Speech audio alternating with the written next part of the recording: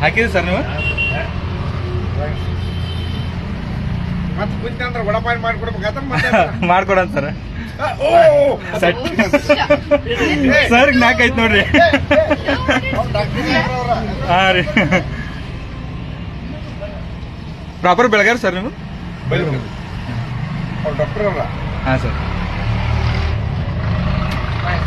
cross ಆಯ್ತು sir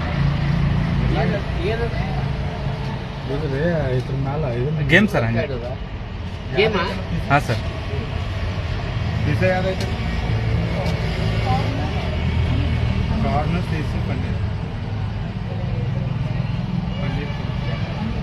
ಓಹೋ ಅದು ಗೊತ್ತಿಲ್ಲ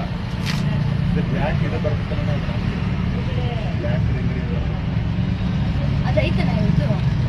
ಯಾವುದು ಹಾಂ ಐತಿ